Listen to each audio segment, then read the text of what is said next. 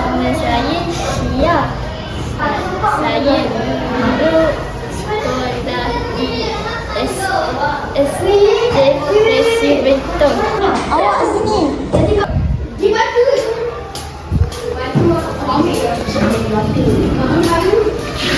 Kunci tadi.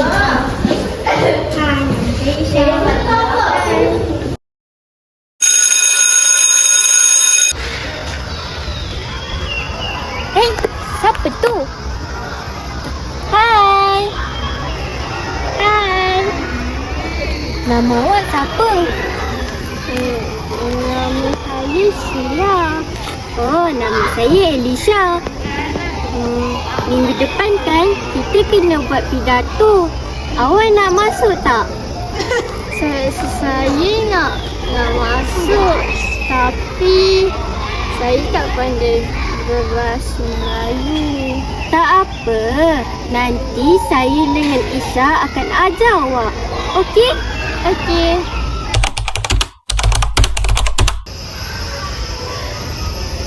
Susahnya. Tak apa, Isha. Kita kan ada.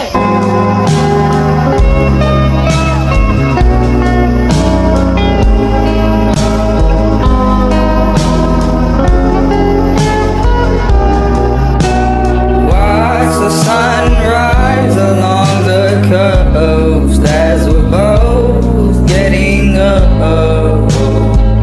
I can't describe what I'm feeling, and all I know is we're going home. So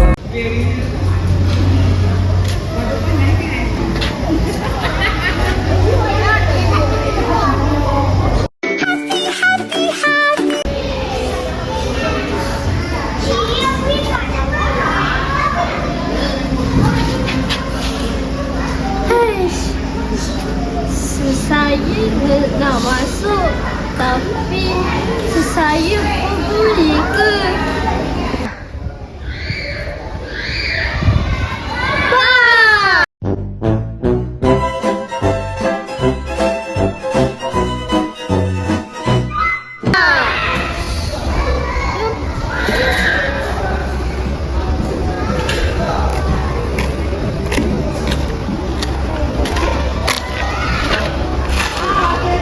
Awak buat apa ni?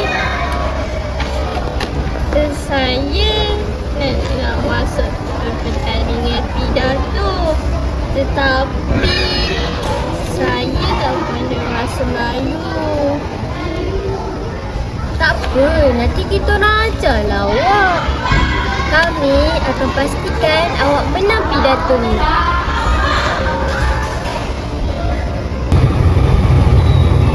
Dia bukan budak sini yang tak ada bahasa Melayu tu.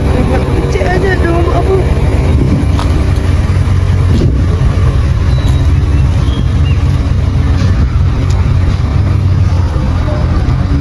Bahasa Melayu pun bagak.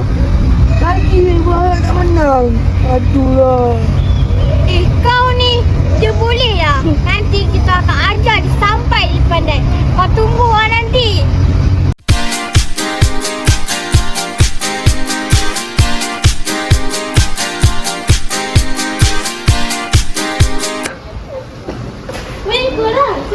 Dengan pidato kemerdekaan tu.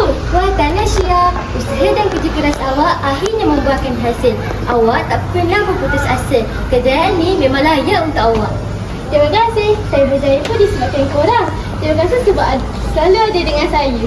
Sama-sama. Kita orang akan sentiasa dengan awak.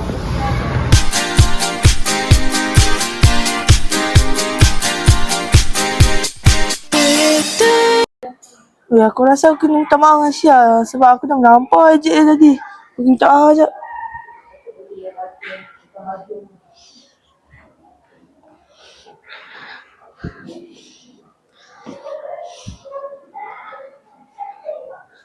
Oi Syia, aku minta maaf yang aku ejek kau tu. Okey, tak apa. Kan bagus minta maaf. Minta maaf tu bukan salah pun.